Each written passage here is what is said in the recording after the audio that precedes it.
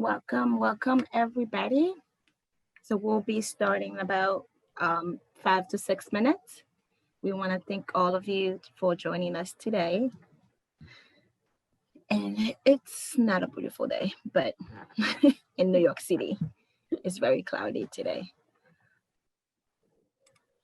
Do we want to mention about turning on their videos if they can? Yes. Everybody has the option to turn on the video. And I know as soon you join in, it's already mute. If you want to say something, you can unmute yourself. But if you feel comfortable to have your video on, yes, you can. But if not, that's okay. You can just leave it off. But everybody has the option to turn on their video. Is that the famous Marian Anderson? And the famous Carl Bailey? Welcome home, Carl Bailey. Fine. How are you? Okay. Good to have you on early and raring to go, aren't you? Thank you. Welcome, Kim.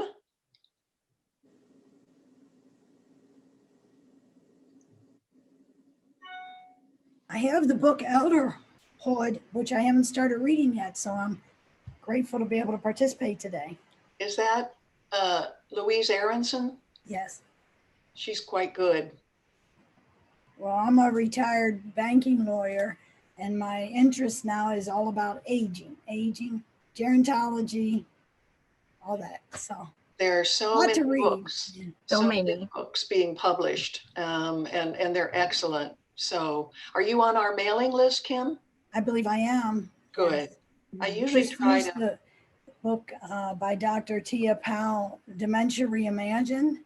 Oh, yeah. And that was really good. She gave some tips. My favorite one is that we should all make out our playlist of songs that remind us of a particular person or a particular place, so that when we're unable to verbalize it, somebody around who loves us will play that music and we can have the emotional engagement. And I thought, wow, yeah, that's great. That's great, because music is very important to dementia, people with dementia.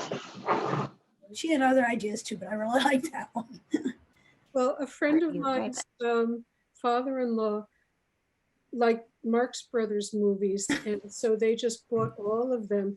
And it was one of the few times that he came truly alive towards the end. So, yeah, so it was something. It really touches something deep inside of us, you know, has nothing to do with our minds. It's a feeling inside. I think music's great therapy. There was another program here, I believe, with two women who work with dementia patients and talk about an event in their life. The one was an example of a woman who had grown up in Paris or someplace, and so I think it was Paris, and so she had food of that time and she did the the Google Maps or whatever to see the street scenes. And great. And the one man walked in the neighborhood and liked other people's dogs, and so he started a little program about these dogs, and they ended up having a Zoom program for his whole family where he could share his thoughts about that. So that's wonderful. Pulling out the creative side and the side that will mean so much to the family. Kim, if you write to me at my work email address, I can give you the name of an event that Louise is going to be doing. She's going to be a featured speaker. I think it's Revolutionize Retirement. You can look that up, Revolutionize Retirement. And they do a monthly program with experts in aging. And I think Louise is going to be featured this month, or either next week or starting in November. Thank you. That's great. Yeah. It's Louise Aronson? Yes. Thank you. Yes. Thank you.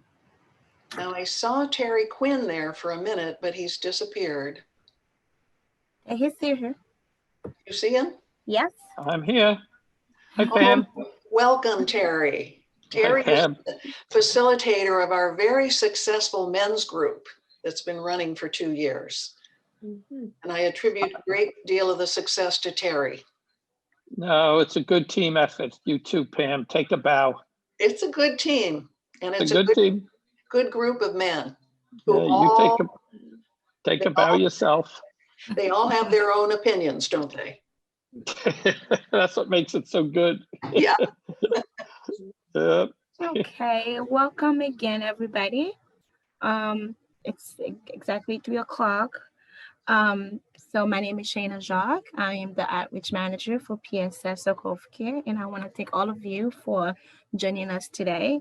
So as soon you join us, you will be muted. But if you're comfortable putting your video up, I'm welcome to for you to have it because I want to see your beautiful faces. But if you're not comfortable, that's okay. You can just leave it off. So I want to just, Pam, if you want to start by introduce yourself, and Dr. Susan, you all ready to do it. You want me? Yes. So if you're gonna explain the breakout room. So how do I do Yes, that? I'll explain all the logistics. Okay, great. Yes, good. Well, I'm Pam Ramsden, manager of Coming of Age, and I'm so pleased to welcome you to an excellent documentary today and hopefully a very productive discussion on exploring elderhood, making that transition from adulthood to elderhood. And in this documentary, you may recognize many of the positive aging experts in the video. If you don't know them already, write down their name and look them up because they are all doing wonderful things and publishing. And I think you'll really enjoy getting to know them better. I am also privileged to introduce Dr. Susan Meyer, life architect and strategist. Susan is the author of the Life Design Blueprint Playbook and also How to Zap Your Obstacles to Create Your Success. She left a career in organizational and staff development at the age of 50 to create a successful coaching and consulting practice. At 75, she coaches, creates, cajoles, and clarifies. And you'll get to see that side of her today. I turn it over to you, Susan. Thank you. Okay, thank you so much, Pam. I'm going to give you a few logistics before I do anything else. And that is, Shayna is going to put everyone on mute, except for me, so that we don't end up with a lot of kind of talking over. There will be periods where we'll unmute people so that they can make contributions, and also a small group activity where you may have to unmute yourself when we get into the small group rooms. The system may not do that automatically. So my passion at this stage in life is really helping people figure out what their next steps are and how to create a design, a life design. I call it a life design for themselves. And this is really part of that. And what we're going to do today is we're going to look at a wonderful video with a lot of people already doing great things with this new adulthood that we have now. We are now elders in the tribe of human beings. And for a long time, people didn't expect people to necessarily live this long or be very active this long in their lives. So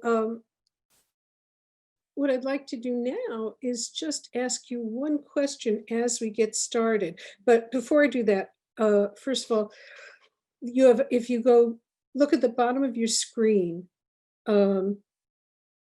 you will see a number of icons. And the first one is the mute button that's on the far left. So if your mic is on for some reason, you're going to need to mute it. And when you are speaking during question and answer periods, you will unmute yourself, or Shayna will be unmuting you. stop video. If you have to get up and leave the room for any reason, if you would please stop your video, because there have been embarrassing situations that have come up when people haven't done that. You can see the number of participants. There's a chat box that you can click to open, and you can type messages to everyone in there or to a specific person if you want. And that's really about it. I think that's everything that you need to know. We're going to start off with a poll. So Shane is going to put this poll up. And if you would make a choice, because I'm really curious how many people are already very active in a number of things. So if you would just pick the choice that best describes you. Okay, so just pick one.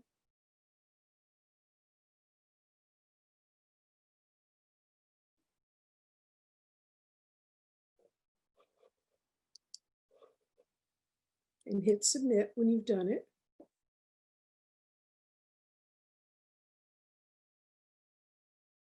Okay. Shana, we have 21 people. Do you have results for about that many? Yes, we have 15 out of 20. And we have... you can post that on the screen also. You should be able to post the results. Yes.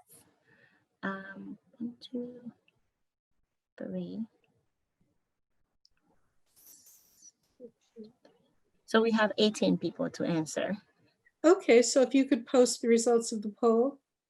We're gonna give a few more seconds. Only 15 people has answered.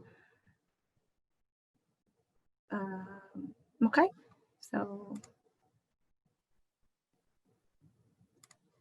here you go. Okay, so pretty much everybody's doing something, right? A lot of volunteering and a lot of retired and enjoying structured activities, and very few bored people on this call, which is I expect, actually absolutely what I expected. So I'm going to close this and it's going to go away. And as you watch the video that we're going to put on now, think about how this fits your life, your lifestyle.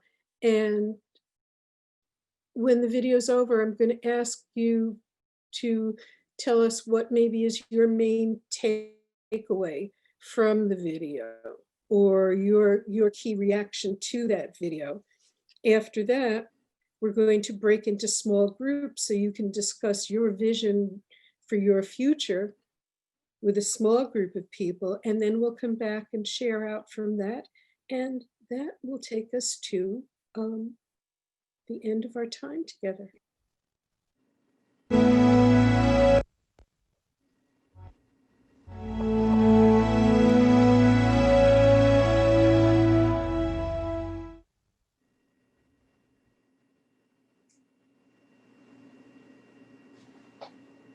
One, two, three, four.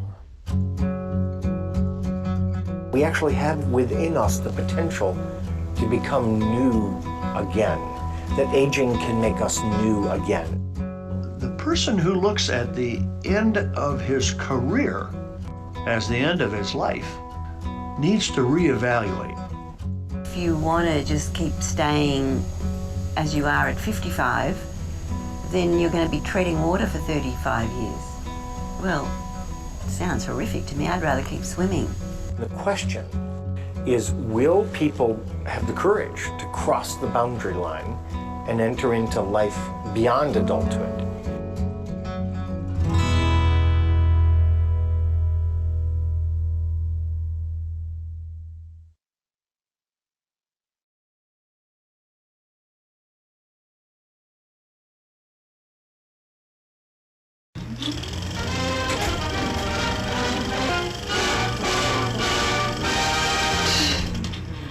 If you don't know how to use your cell phone or you don't know how to email. Gray hair, Alzheimer's.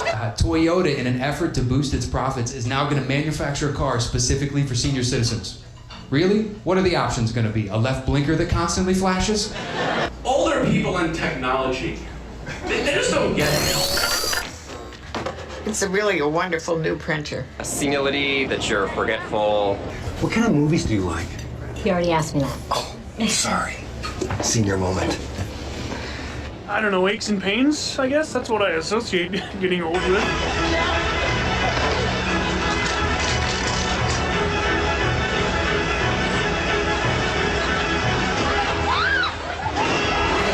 Recommend the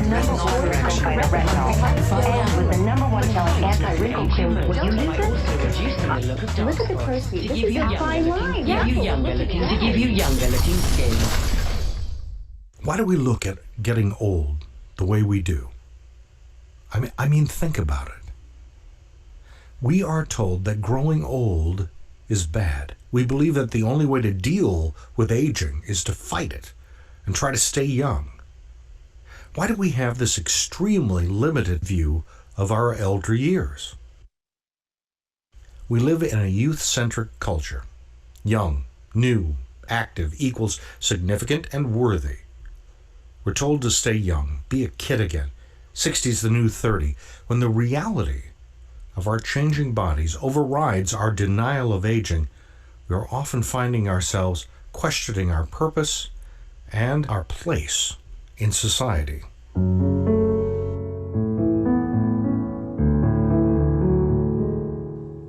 You know, if you go around making jokes based on another person's gender, that's sexism. If you make jokes about another person's race, that's racism. But if you joke about somebody's age, that's called situation comedy. And if you keep watching television, the next thing you'll discover is that all the leading voices, all of the experts on aging are all anti-aging gurus. And this is true even though in the entire history of the world, not one person has ever grown young. We inhabit a nation and a society that holds the actually kind of bizarre view that aging is optional. We're afraid of decline. We're afraid of disability. We're afraid of the quavering voice and the wrinkled skin. These things terrify us. There comes a time where actually your body and your mind, and some would even say your spirit, begin to say, hey, wait a minute. Haven't we been doing this for a long time? Aren't you feeling like there's maybe some change? And it's actually the greatest change in the life of a person since puberty. In American society, we have a one-dimensional vision of aging, and that single dimension is decline. And all of the jokes, all of the humor, all of the stereotypes are all built around decline, as if that's the only thing you can say about aging. Aging has many dimensions. One of the terrible things that happens to people living in American society is that this one-dimensional vision actually cuts them off from extraordinary opportunities for physical, emotional, spiritual growth that we actually have within us the potential to become new again, that aging can make us new again. Why do we think of it coming to an end and that these people that are older are just kind of leftovers? I shouldn't say these people, one of them. All my books are really related to changes and challenges of life.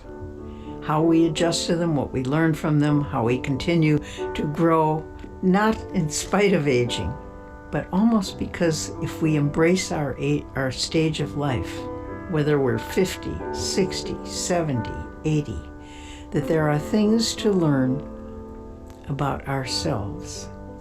You know, young people are too busy to reflect and grow inward. I mean, I loved my career in public radio. I loved the different places I lived. I loved the pace of it.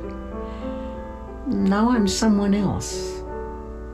You have to actually, I believe, unlearn who you used to be able to embrace a different pace, a different kind of insight, a different perspective on what matters.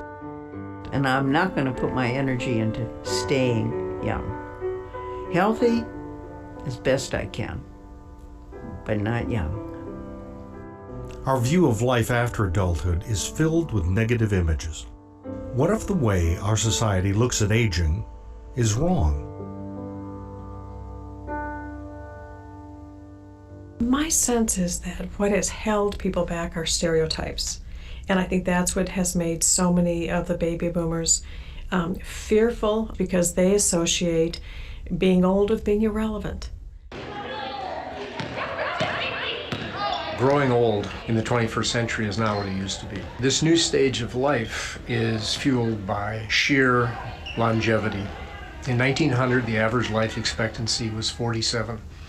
Now it's 80, plus or minus. So we have these 3 new decades, this new life stage where people are living longer, they're continuing to work, they're not retiring, or if they do, they're reinventing what retirement used to mean. Many people in their 50s and in their 60s, as they approach those years, aren't ready to retire in the conventional sense. For many people that age, that's a time of awakening and a time to be just asking the question, what do I want to do with the rest of my life? Where do you go to get an advanced degree in maturity? Where do you go to get life skills for this new life stage? For many people, purpose is something that goes well beyond and perhaps even outside what they've chosen for their career. I call it purposeful aging.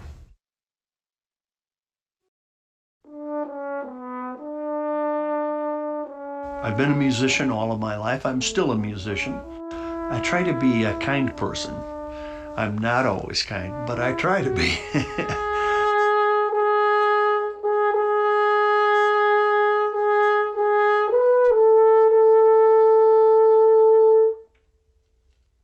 I always had a horn. I had a good band instructors and good opportunities. Eventually, I played with the Santa Fe Opera, and then won a position with what was then the Minneapolis Symphony, and has changed to the Minnesota Orchestra. And it's been a great career and a wonderful, wonderful place. I'm now retired from that orchestra. My father had been one of these 8 to 5 guys who worked in an office, always had pens in his pocket, and he was a wonderful example to me in retirement. He had gone back to his office where they had convinced him they couldn't get along without him, and he had discovered that they did just fine without him. So he began going out into disaster areas. There was a Jonestown, Ohio flood disaster. He was the guy that worked with the bureaucracy that helped get people their relief. I watched him flower in retirement. My mother went back to college. These are wonderful examples for me of what I get to do when I stop playing the horn. I had read that don't do anything for a year, and I now refer to that first year as the fog. But then after a year, I enrolled at the University of Minnesota, and I'm going to get a philosophy degree. I started volunteering. I'm still consider myself a musician. I guess I always will. I guess I won't ever stop being a musician. That's a good question to ask yourself before you retire. Who am I if I'm not my job? And if you don't want to answer that question, then I think you deserve to be bored. I do. You know, anybody can ask that question. What are you doing for yourself? How are you feeding yourself? How are you making your spirit grow? There's a lot to be done yet. When you've come through the transition of retirement, you get to choose that there are other things that you never tried that you get to do. Because if you take a second and say, how do I feel? Most of us would have to say, I'm pretty good. I've got a lot to do. I've got a lot that I want to accomplish yet. I mean, so many people say, I wish I wasn't so old, but I wouldn't want to be 20 again. I mean, you think about the pain of learning, of the mistakes that you make. You work so hard to build an identity that fits with the opportunities available. I went through it. I understand it. You want to be part of that business or that corporation or that profession or whatever it is. And you work to design yourself so that you fit. That's how you get up the ladder. But you know, for many of us, the ladder doesn't matter very much anymore. It's not easy, but here we are. And we have a life possible to live, to give to ourselves, to give to others. It's a gift to be able to live a long time. What if beyond the truth of our physical changes and the transitioning out of our careers and the adult paradigm, there is a vast frontier of development, growth, and meaningful opportunity? Something's wrong. A frontier that is waiting for those of us who are fed up with the current images of aging and are willing to do some deep exploration into ourselves and our place in society. Let's look at it this way. What if America, our society, believed that adults were broken down children? That adulthood represented a fall from childhood? Well, that's crazy. Everybody knows that the arrow is pointing up, that you're supposed to leave childhood and enter into adulthood. And what I'm arguing is that there's a similar need to outgrow adulthood, to leave adulthood and to become an elder. I think fundamentally, that's the shift we have to have here. We have to outgrow this old idea that adulthood is everything. It's the pinnacle, it's the best. To understand that what we need is a generation of elders. Sound overwhelming? Good news. Some folks are already on this journey and have some excellent roadmaps for us to follow. Pathways toward a new paradigm of aging, founded on a rediscovery and reconstruction of what aging, senior life, elderhood, or whatever we choose to call it, has meant in humans since our first societies began. A valuable role filled with meaning and purpose. There are a couple of models of aging that have been prevalent in the last part of the 20th century. One is a model of disengagement, which means, well, I've had my life, and now it's time for me to get out of the way and let the next generation come. And that's unfair both to the next generation as well as to ourselves. I was introduced to a book at a men's conference called From Aging to Saging. Now it's my distinct and great pleasure to introduce our keynote speaker, Rabbi Zalman Schachter Shalomi. And so if I were to say, when do we get into sensation? When we are in the first quarter of our life. And when do we get into feeling? In the second quarter of our life. And when do we get into reason? In the third quarter of our life, that we can really look around and see what reason presents. But intuition, that which has to do with the sense of the holy, that comes in the time of saging.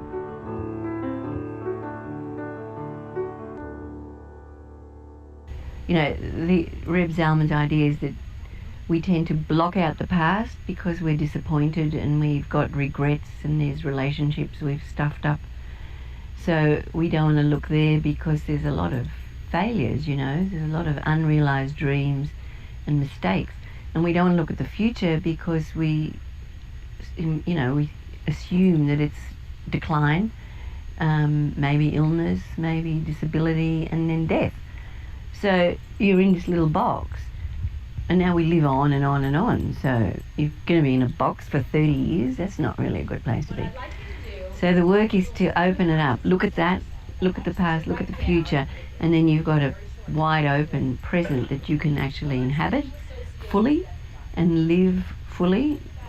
It's fantastic. It's the most liberating work. But no one wants to do it.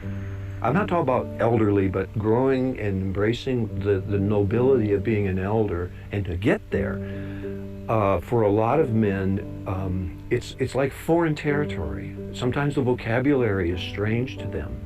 But I believe they know inside, the fact is, I'm growing older. That cannot be denied. The body's always sending a message.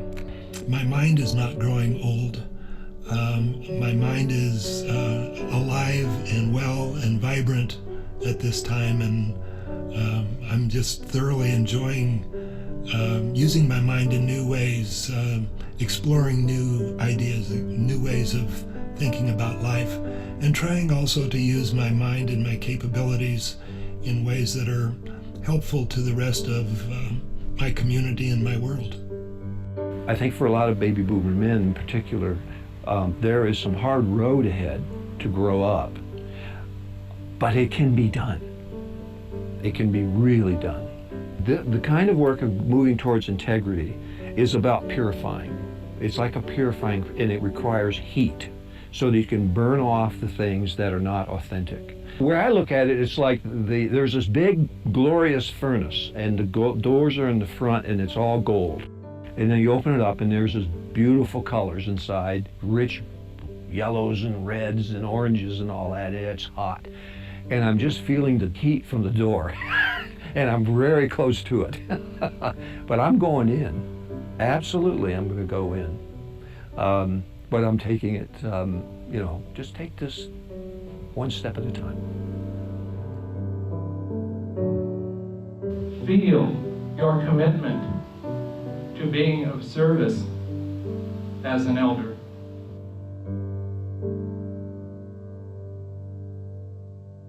Jung pointed that out, that why is it that after we finish breeding and raising a family, that we still have life to live?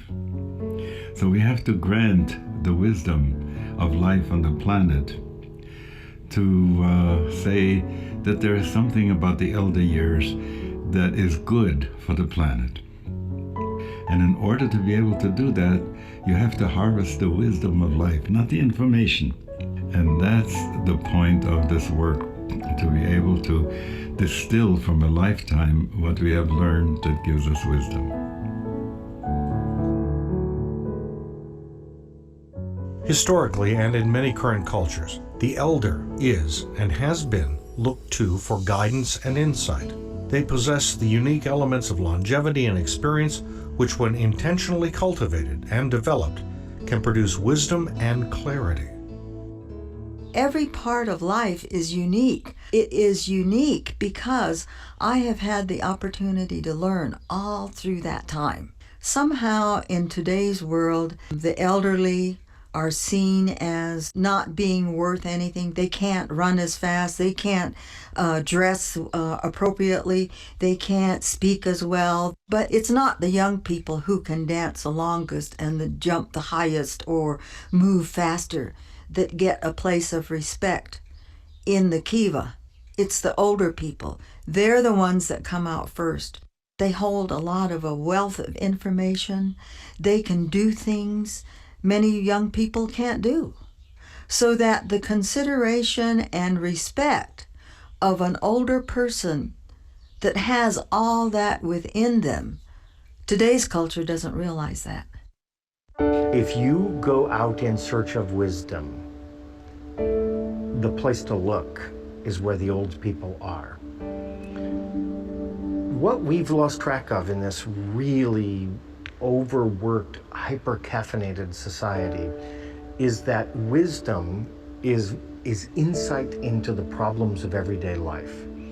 That you can only get by living a long time and seeing many things. Adults, you can, and I have encountered wise adults, not very often actually. Mostly adults are caught up in the frenzy of earning a living, raising a family, taking care, paying the mortgage, getting the car inspected, paying the bills. And one of the things that comes to elders in elderhood is some freedom to reflect on, to harvest a life's experience, and to draw out of it wisdom. And in a society like ours, wisdom is in extraordinarily short supply. And I can only I can't even tell you how grateful I am that America is aging, because we need access to wisdom perhaps more than ever before. I've known a lot of older people in my time. Being a geriatrician, it's one of the perks of the job, you know? And I've seen happy older people, and I've seen very miserably sad older people. The one thing that separates the happy older people from the unhappy ones is that happy older people are concerned about or care about something beyond themselves. They are concerned about or care about something that's bigger than themselves.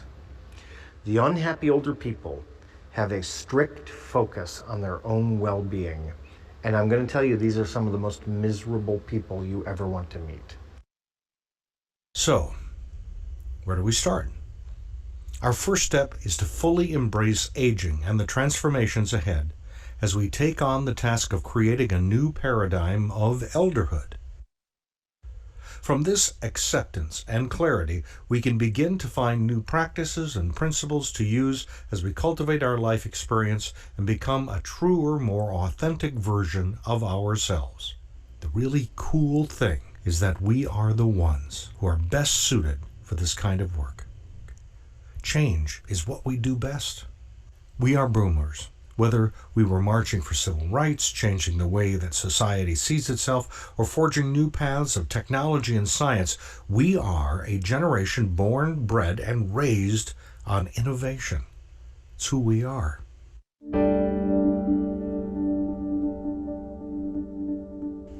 When big questions present themselves, both to us individually and to communities, we need an expanded vision that allows us to make choices based on a wider span of thinking.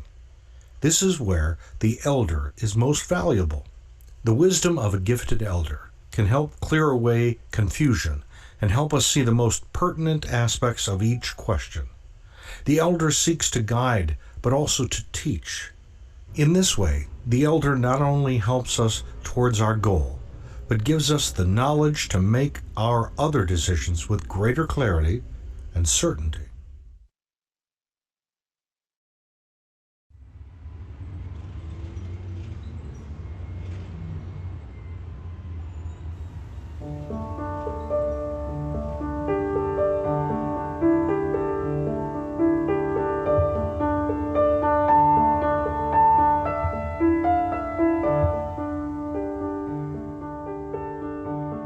I'm here because back in the 60s, when all of the protesting was going on, I was busy with children. I didn't participate. I observed, and I thought, this is my time now. I have the time, and I can get out here and do something about it. And I have 2 kids and 5 grandchildren, and I want them to have a better world than what we're leaving them at this point. You think that we have 10,000 baby boomers a day turning 65? We are coming into tremendous power. Every elder has accumulated wisdom in their lifetimes, you know. Some elders don't know it, some are afraid of it, but it's very real, and we can call on that. And I'm 72, what better things have I got to do in my life than involve myself with people like this? And I work with a lot of young people too. There are a bunch of young people in our organization who challenge me repeatedly to go beyond my comfort zone. So I put myself in the cauldron, and it's a good place to be. The earth relies on us tapping into that energy, tapping into that wisdom. That's the gift we can give to young people. And at the same time, young people give us gifts of passion, originality, creativity, craziness, you know. Good morning, grandparents, elders, activists of all ages. So what about elderhood gives us hope? Well, let me define elderhood just so we have common definition here. If we consider it that phase of life, post-adulthood, pre-old age, roughly 55 to 85, we got 30 years to work with. In the United States, we're roughly 80 million people, or 25% of the American population. We are better informed than ever before. We bring with us lifetimes of experience, know-how, and talent that because of marketing that says we should be in retirement homes is largely underutilized. We got a lot going for us. We have time, resources, and a new boldness to stick our necks out. We have overwhelming voting, purchasing, and communication power. If we can unite with common ideas to transform our country, we can do just that. What we have is a system that's now out of equilibrium. We've already started it in motion. We've only felt about half of the global warming for the gases that are already up there. What we have to do to solve the problem is we have to have carbon-free electricity. Then the problem can be solved. And now we have the opportunity in our age to do the greatest work we've ever done. So I say that this is the time. We are the people, we are the generation, and rather than retire, we are going to refire ourselves. Because we have the experience, we have the track record, we know how to turn the tide, and I'm 70 years old. I'm so proud to be entering my 70s. I'm gonna kick ass this decade like I never have before. It's time to be fierce. It's time to be bold. It's time to be the most daring you've ever been in your life, because everything's at stake.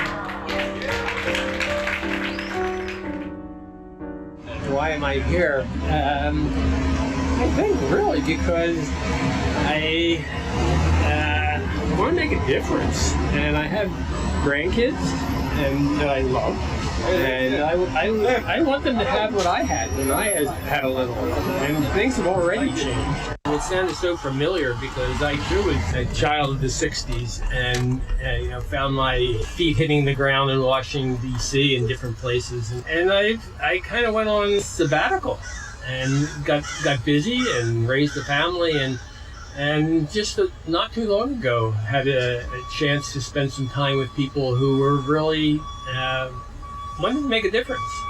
And I just felt like I woke up again. And that's how I feel. I feel like it's important. Elders can make a difference. We have wisdom from the time we have spent here. And, I don't understand people who say, well, I'm not a scientist. Well, I'm not a scientist either, but I can read. And I can listen to scientists who are really scientists and know what they're talking about. I'm doing everything I can do. I guess I want to be a hero, if that's possible. My grandchildren are not little. They're 23 and 18. And they're on this journey too. And I want them to know that I tried for them.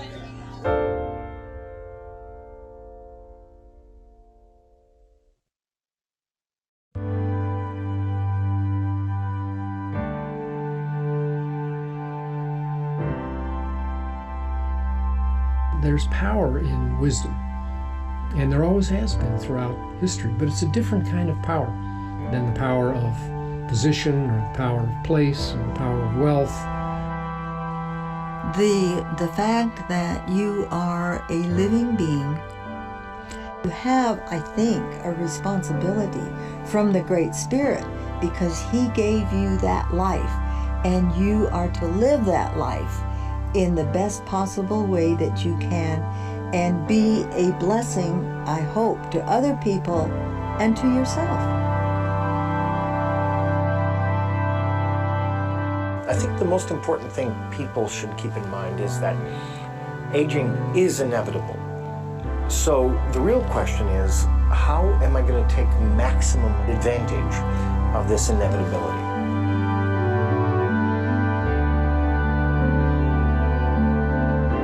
I certainly have some new insights into what life is about. It's a gift to be able to live a long time. Aging is an adventure. For far too long, we have denied the gifts of aging. The time for change has come. Ahead of us lies a vast frontier of exploration and development, filled with opportunities for growth, opportunities for wisdom, opportunities for transformation, bringing us closer to our authentic selves and making us new again. Our fear and denial will fall aside, giving way to clarity and visions of a new phase of life. Life beyond our childhood, beyond our youth, stretching out before us with arms wide open, as if to say, welcome. Welcome to the future. Welcome to life beyond adulthood.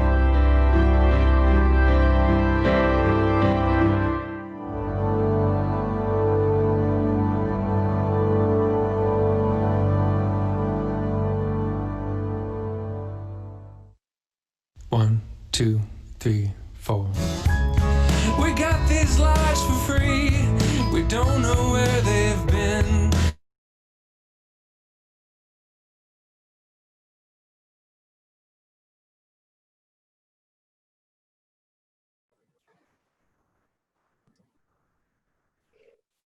All right, Shana, thank you so much.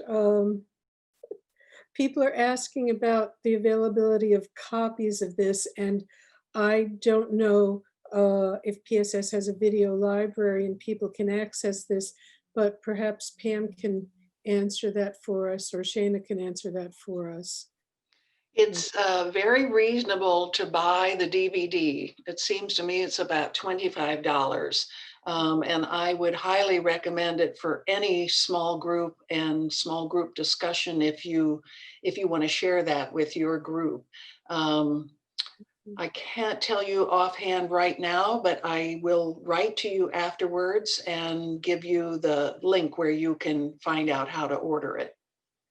Okay, and there was a request for you to put the name of the video in the chat area, in the chat box, if you have your chat box open, Pam. It's called The New Old. The New Old, okay, I can do that. The New Old. Okay, so we'd like to open this up for discussion for a while. And actually, if you go to gallery view, you'll be able to see any of the people who have their cameras on. If you go to the bottom, no, if you have the participant window open, and you can just check on participants and you'll be able to see the list of names. Perhaps the easiest way to manage a discussion is to use the raise hand feature, and then you can, if you can't unmute yourself, then Shana will unmute you so that you have a chance to speak. Every time I see this video, I know I take away new and different things, and some of you have put this in the chat box already. So who has a reaction they'd like to share, or something that really hit them?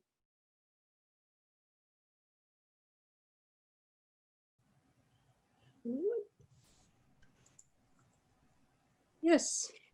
Okay, Yeah, so Carol. Yeah, it's Carolyn. I love this session. No, not recently have I heard the term wisdom. And I think this is something that we should be focusing more on. I love the idea of refire and rewire as opposed to using the term retirement. I often call us all on long-term sabbatical because we're busy doing many, many activities for the community. So thank you for just an excellent session. Well, you're welcome. And you're going to have more opportunities to participate in discussion and talk about how you're feeling about it. Who else wants to share something maybe that they took away from the video? I know some of you did in the chat box. Anyone else? Yes, Carl. Can we get Carl off mute? Yes, Carl, you can unmute yourself. Okay. Here you go. Okay, thanks. That was one of the things that I took away about retirement. And one of the things that I'm seeing that a lot of people that are different nationality retire different and that look at things different for retirement. And this is something that I think is very important. And I'm so glad that I'm listening to all the things that I heard today, because everybody is not in the same situation to be able to look at these things and retire. For a good example, we was talking about exercise, and in Philadelphia, we just opened up a park in Germantown where that we have seniors to walk now, because most of the seniors weren't exposed to facilities and things that they could do. And just seeing them the second day I attend there, to be able to walk around the park, it really made a big difference in them. So I think it's not anything very difficult, but we have to look at different people, nationalities, the way that they look at retirement. Yes, absolutely. Everybody has a slightly different path, don't they? And Yes. yeah. And sometimes what we grew up with is what we copy, but sometimes we go in exactly the opposite direction. So I know my grandmother never retired at 65, had worked since she was 18, and never stopped moving until she was too ill to be able to at 86. So, and I see some nods. So other people have had that experience, or maybe you're even having that experience. What else? Somebody mentioned the idea of refire as opposed to retire. Anybody else want to jump in here with something that struck them? Can I say something, Terry? Yes, Terrence, yes. Yeah, a lot of it resonated with me, and I took some notes. Two things in particular. Every elder has accumulated some form of wisdom to share with others. Just by virtue of being on this planet long enough, you have wisdom and common sense that a lot of young people just don't have. And another thing that stood out for me, aging is inevitable, and we have to take advantage. We need to take advantage of it and use it to maximum effect. And that's something within all of us. And I just, kudos, the whole thing was really good. Yeah, thank you. And I noticed Carolyn's comment in the chat area about keep up the use of the term elder. Yeah. And I think that's so important. There are so many societies that do venerate elders, and portions of our society in the United States that venerate elders. And so it's, you know, it's good for us as such a large group, when we take in the pre-boomers and the boomers, sort of let's push that tradition a little bit. Let's have people, you know, saying, okay, this is time to do. I see Marion, I see you nodding your head. Is there something you'd like to add?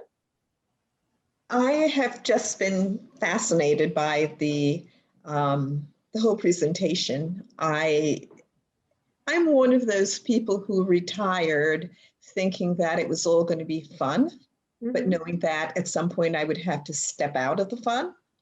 And that took some time because I didn't know what being retired meant. I tried to learn what being retired was, and I'm still trying to figure it out.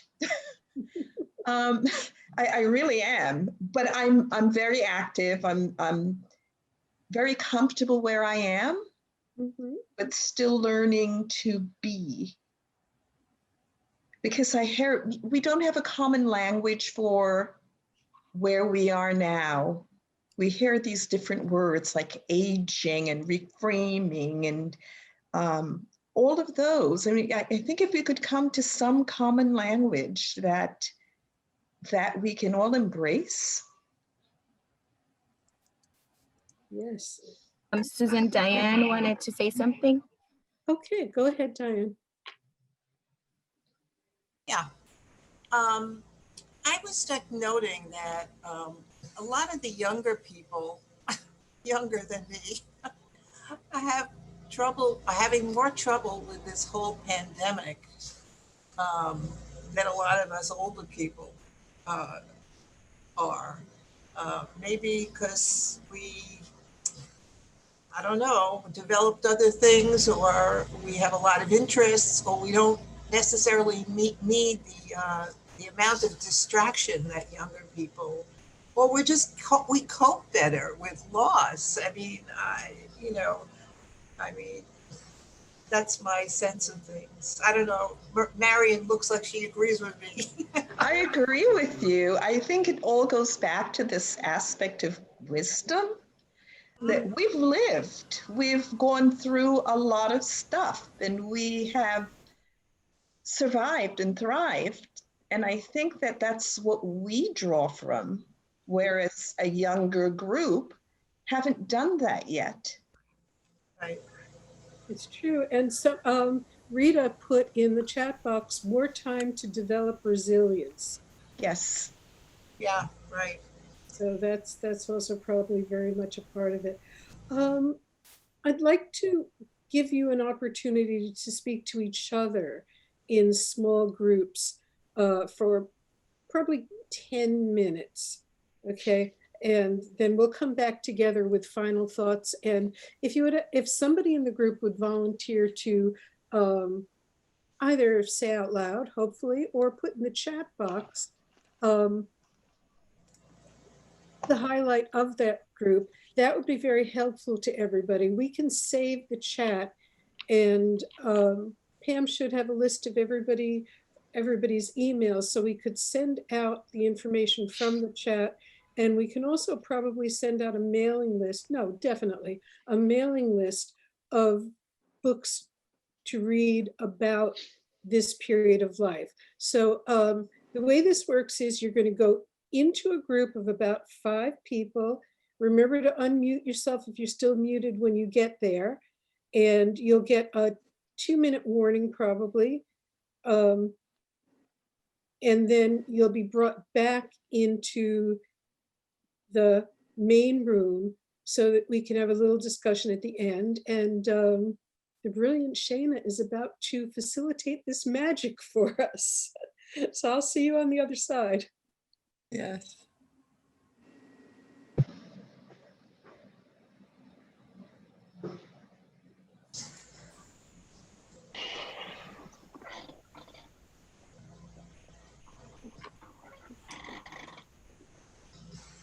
So I'm looking for a group member. This is Carolyn.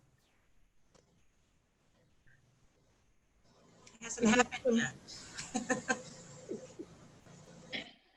It's coming. Yeah, you'll get a notice that says you are being invited to a meeting room, whatever. Okay. It's slower than we think it is.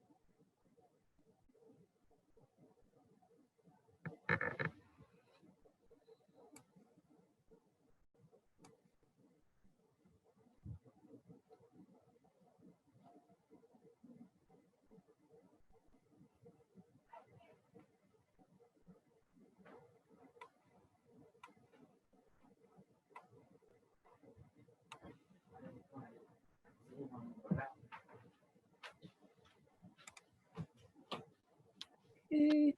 Oh, and Pam's back too, I think.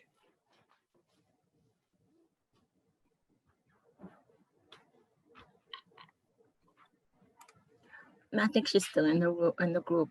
I put you as a co-host. I don't know what happened, but it's fine. It's all right. I sent Pam an email telling her if she looks at the bottom right of her screen, she'll see a leave room button. So she'll. Yeah, because the number wasn't even, so that's why I create like 3 people, and then one has 4. I think it's fine. It's no problem. Mm-hmm. Either she'll come back or she won't.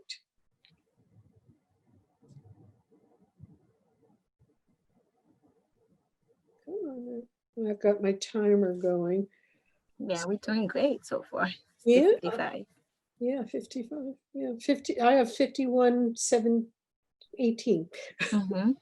Okay, good. Good, because I don't want to get caught at the end of that. I'm going to do this, but if you do it as well, save the chat. It's saved to me. Yeah, it will save Oh, it to me. automatically Automatic saves to you. save. Yes. Fantastic. Good. Good. And then we should have an email list of for them, right? Yes. So Pam has that. Mm-hmm. Good. So we can send them things later. Great.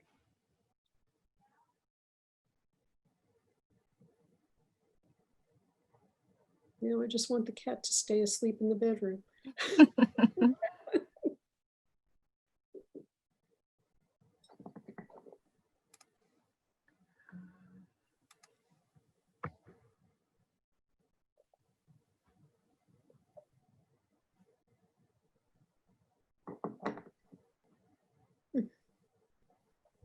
Two more minutes. Wait. Yeah, because I put 10 minutes. Okay. Mm-hmm.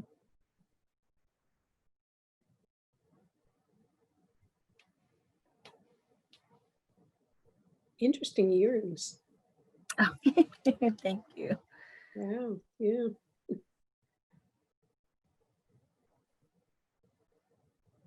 Yeah, a girlfriend got it for me. I think it's good. And then my hair is natural. I think it's matching my hair too. Absolutely. A natural lady. Yeah. Yeah. Makes me miss Atlantic Antic, where you could buy. Yes. Like Yeah. And I usually go down to Brooklyn or on Harlem. Mm-hmm. Yeah, but you can't do that no more. Someday. I mean, you can, but you're safe, but you don't know about everybody else. So that's the thing. No. It has to be someday. Yeah, I think it's not gonna happen. Just have to be patient. Yeah. But 7 months inside, it's a lot. I know. 7 months is a lot. Oh, goodness. I think Pam is having fun with the other people. Okay. It's a really good group. It's a very nice group, yeah. Mm-hmm.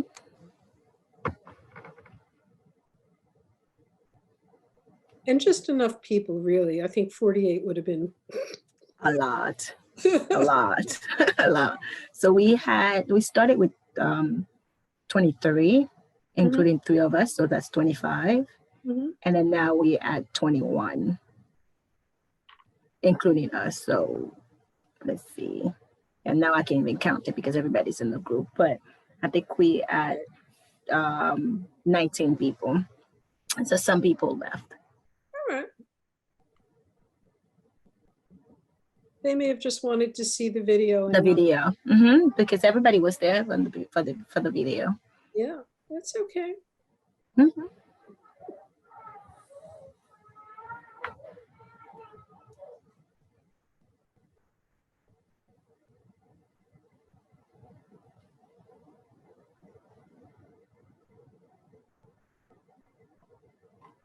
So you don't want to say anything for the group, or just you don't want to broadcast anything? In the breakout rooms, you don't want to do that? No, I don't think so. Just the system will broadcast when to come back. Yeah, it will tell them there's 10 seconds. Now, I haven't practiced that, so I don't want to mess with it. Yeah, I learned last night. I was like, trying to figure this out. And I did it. The code, I put you and Pam as a co-host. I don't know why you went to the room, but that's okay. It's all right. I just left the room. Mm-hmm. I told them I was leaving so that they didn't have the facilitator peering over their shoulder. Mm-hmm. And yeah. Okay, they should be starting to come back, right? Yeah, we like 3 more minutes to go. Okay. Good. That's a lot. Yeah. And I think it's good that Pam is in one of the rooms because Mhm. It gives her a sense of what's going on, and she's participating in a different way. So, Yeah. um, and hopefully the other guy from the organization is also in one of the rooms.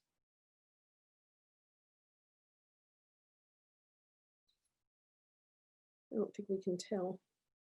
That's okay. He usually he does the men's group Right. with Pam. Yeah. It's really good. Ooh.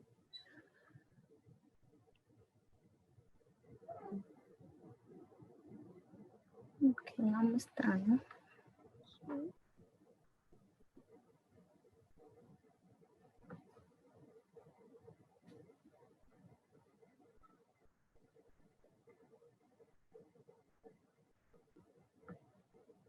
Oh, it gave you also the option if you want to move people around. Oh, okay. Mm-hmm. It's the first time I'm learning still. So when you put I can put Pam in a different group if I wanted to. But I know she will start.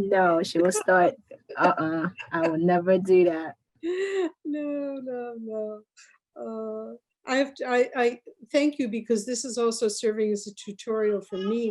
Mm-hmm. I want to start doing more Zoom groups, and so I'm learning, while I'm watching you learn, and that's help. Yes, I'm learning as I go, because I usually do the basic one that I don't really like the meetings because of that, because you have to actually have the control of the room all the time.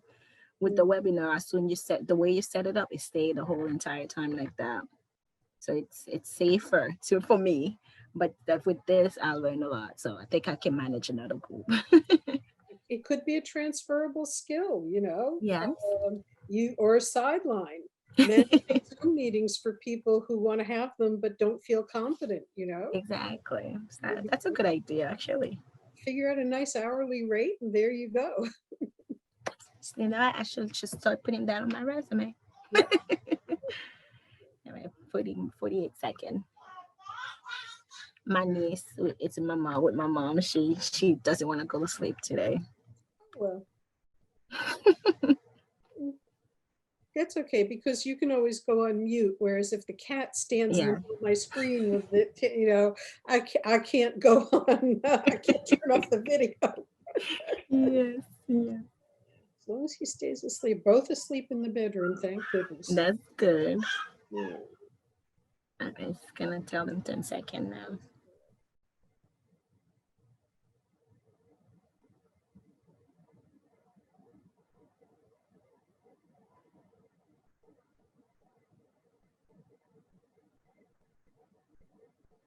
Okay. Come back, everyone. Close now. In 10 seconds, everybody's gonna come back. Okay.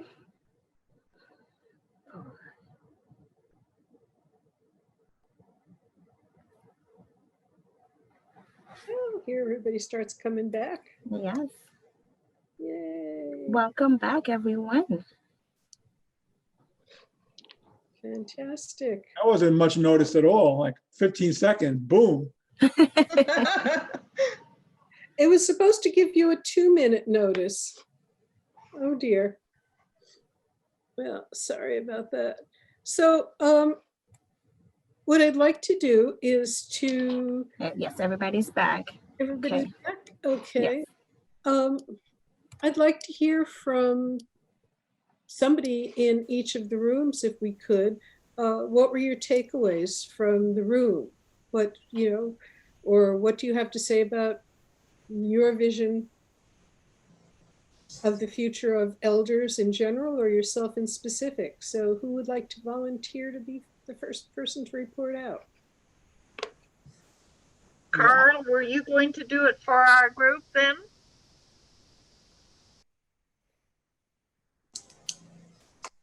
One of the things, one of the things that I spoke about in the group was the activities that I have now with the Department of the State being appointed by 2 governors to serve on the health programs that we're providing for seniors in the state.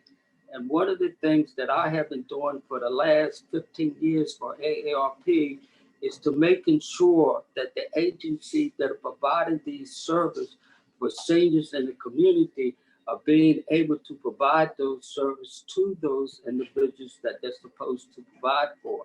And these are the programs that I work on in the State Department right now. I've been a board member of the Senior Law Center, which is 25 lawyers. I'm the only one that's not a lawyer. I just set up a program with them so that when people have to go to court because of foreclosure on their home and everything, they can have pro bono lawyers to go along with them to make sure that they are not being taken care of, making sure that they get the type of service that can help them. Nice. Okay. You want me to tell you about Canada? I don't know that we have room for that. So that's what gets us off to a great start, though. Somebody else want to chime in with what went on in their room? Diane? Yeah, I actually, Peter and I were the only two people that spoke in our group. And as it turns out, interestingly enough, we both are involved in very similar activities. He's in Georgia and I'm in Queens, New York. But we're both involved in lifelong learning programs. I have been for a very long time, 10 years, and he's much more recent, only 4 years. But I was saying that in the film, they make a point of elderhood being a time to be authentic rather than adaptive, which is how we've had to be in most of our careers. And I'm finding that in the activity that I'm involved in, the same thing seems to be arising. In other words, it's a community of elders, but it's a structured community.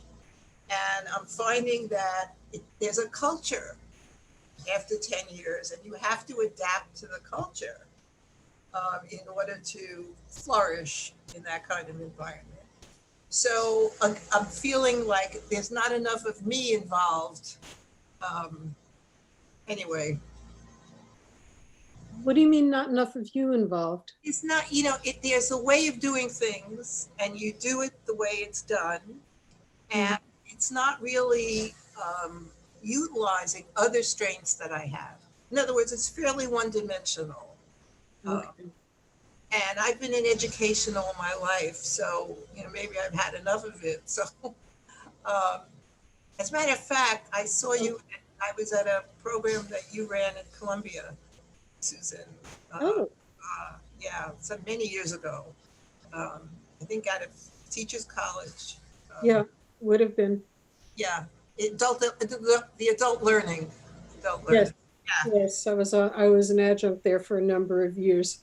Right. Okay. So I'm interested in transformative education, and the education in these programs is not really very transformative. Anyway. Okay. Well, I'm going to. Shane is going to post this in the chat a little later, but I'm creating an opportunity for anybody who wants to have, like a half an hour discussion. To follow up with me. So I would love to talk with you about our opinions on adult learning, and anybody else who wants to talk about, elderhood and their next steps is welcome to that as well. Let's hear from somebody from a different group. Susan, I can go next. Okay, thanks, Norman. So I was in a group with Marion and Wendy and Pam. So Wendy is doing a very interesting thing right now. She's working on a dissertation on older people in her church and the issue of who's going to take on the helm of responsibility once the current generation leaves, which I can relate to because we have a similar problem in my synagogue. So that's certainly going to be an interesting paper to read when it's done. Marion mentioned that she feels that aging is a process.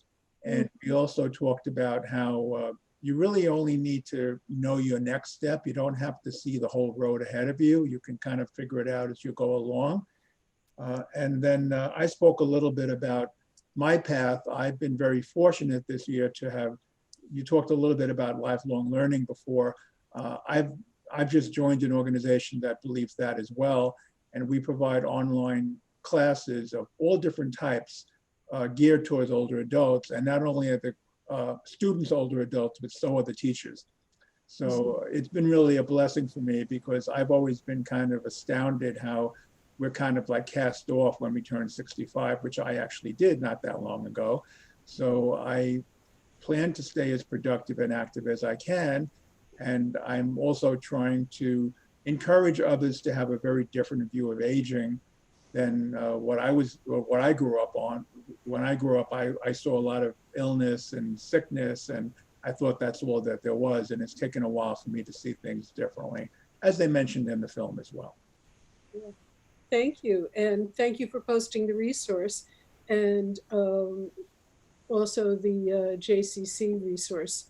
And I don't have a link for it, but I'll find it by the time we get to the materials drawer out, which is in Manhattan. And yes, I used to work for DeRote, and they have wonderful programs as well. They do. They do. Okay. Who else? I'll share something. Marcia, go ahead.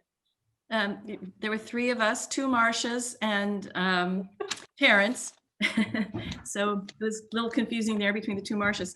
But one thing that we had a lot of agreement, a lot of synergy. We've never met each other before in our lives, but it was amazing how, you know, Marcia and Terrence both worked for, volunteer for Reserve and, you know, had educational or social worker, a lot of similarity in backgrounds. But Terrence and I both honed in on the exact same phrase out of that whole film, which was, you will unlearn who you used to be and learn who the new you is. And it was one of those things that I wrote down, he wrote down. I sort of remember the first part, but he gave me the second part. And it really was very powerful.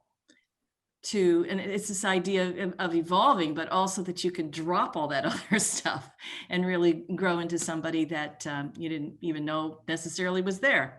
So just that one sentence really was powerful. And we just shared some other things about, Terrence also had this great quote about, if you have a job you love, you never work a day in your life. And just finding a great deal of rewarding activities and things that he's involved in, that Terrence is involved in now, that whether it's volunteer, paid or unpaid work, you know, it's a joy to be able to contribute and be part of the community. So just a couple of thoughts. That's great. And thank you, Norman, for getting that unlearn who you used to be into the chat faster than I could. So that's great. Who haven't we heard from? What group haven't we heard from? Anybody? Or just in general, what last thoughts or takeaways do you have? One of my favorites in seeing it this time around was, how are you making your spirit grow? I thought that was kind of wonderful. So anybody else have a favorite line that we haven't heard yet? I also just wanted to comment on what was said in the film about how younger people seem to be having a harder time with things now than we are. And yes, I actually have found that as well. I've actually been doing pretty well this year, all in all. And I've spoken to other people through my work and just people who I tend to talk to from day to day. So I think that that's because older people are more used to being at home and they're not all necessarily having to adjust so drastically from what their life was before.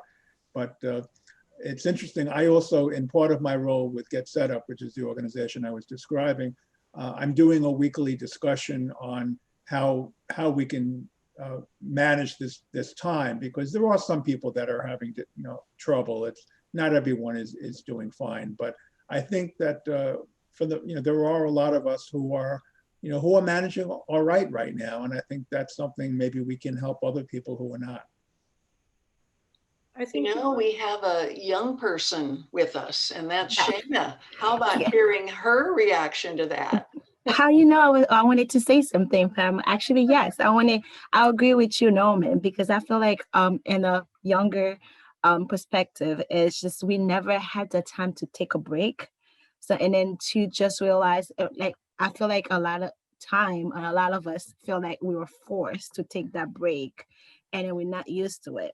And then the older generation, they used to take a break and enjoy the moment, and then we never had that. So that's why I think a lot of us it's not pleased with this time now. But that's for me. It made me realize that I need to take a break and realize what's the priority for me.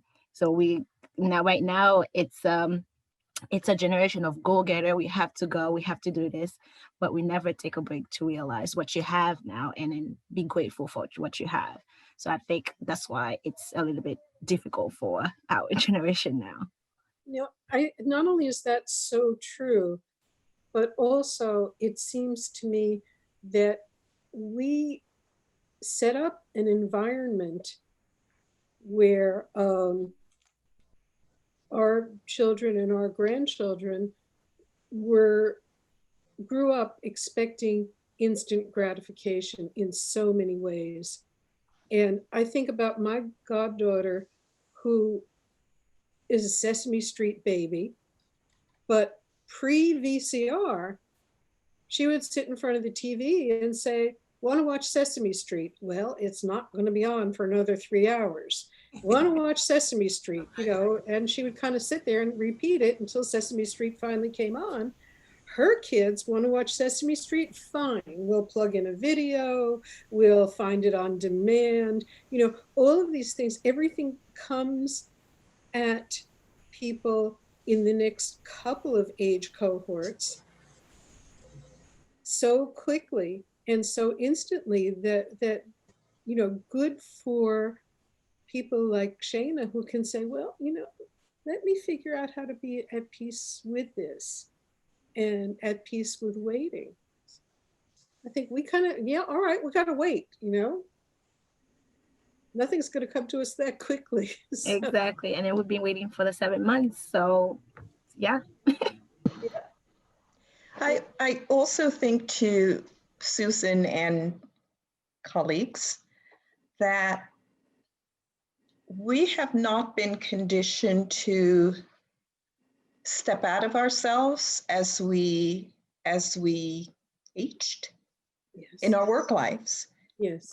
We have been expected to just work and work and work and work, whatever that profession is, until retirement. That's sort of like the norm, how people look at it.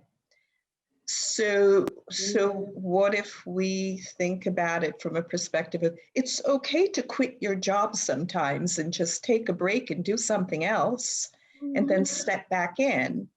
And then by the time we get to this age, it will be the norm that we can do a series of things until we find whatever it is that we're looking for, without it being such an abnormal way of being. Yeah, that's a huge shift. Thank you, Mary.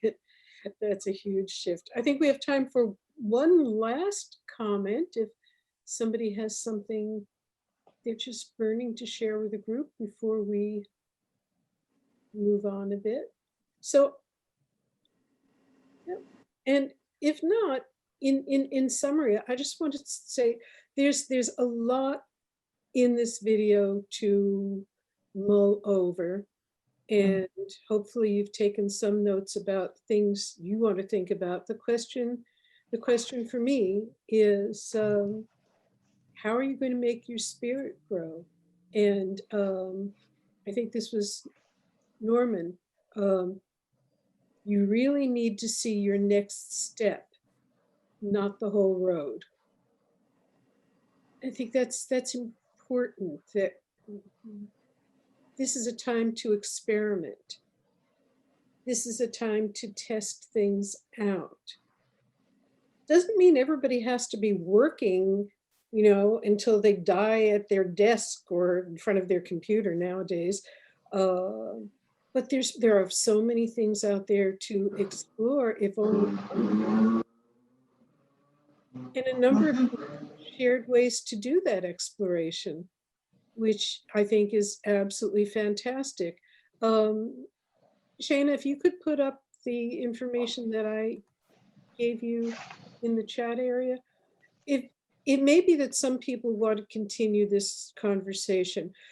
Pam and I are going to be sure that you get a reading list after this and all of the resources that were mentioned on the call so that you have that information. But also, if you want to spend a half an hour discussing your plans and what's next for you, you can feel free to go to my website, which is listed there. And there's going to be a pop-up link, which is my scheduling calendar. I'm not good at scheduling, and so it takes care of it. And if you're interested in a low-cost life design group, just email me and let me know, and we'll see if we could get that going. And with that, it's 4:21. I think I'm going to turn this back over to Pam to see if she Thank you so much. This has been a wonderful, wonderful experience to hear all of you and how articulate you are. And it just kind of reminds me again that this is the whole mission of coming of age, is to inspire you to find your passion and purpose at this stage. And the word purpose was definitely used a lot, especially from Richard Leiter. Purposeful aging is what he calls it. I've watched this video about 4 times, and every time I get kind of teary. I mean, it starts out so depressing with all these horrible myths of what aging is, and it ends up so very hopeful that we have to be inspired by that. So I thank all of you for participating, and especially thank Susan and for her gracious and generous offer to give you some time to just talk to her and maybe brainstorm with her, and she's an excellent listener, I can tell you that. Shane has been wonderful to help us. This is the first time we've tried breakout rooms, and it's the first time we've tried polls, and without her, we couldn't be doing this. So I thank you all, and I hope that you will be sure to look at pssusa.org/events for more events like this. We have some other interesting things coming up, and would love to see you there and put you on our mailing list. Are there any questions before we end this fabulous session with all you wonderful people? Well, Rita, it was indeed fabulous. Vote. Sorry. Vote. I didn't mean to speak. Yes. But that was crucial. So vote. Go ahead, Megan. You get the last word. Thank you, everyone. And I will type quickly my email address into the chat if you want to follow up with me for any other information, but you'll be hearing from us for sure. Be well, everyone. Be well, and thank you. Thank you. Thank you, everybody. Have a great afternoon. Have a great weekend. You too. Bye-bye. Bye-bye.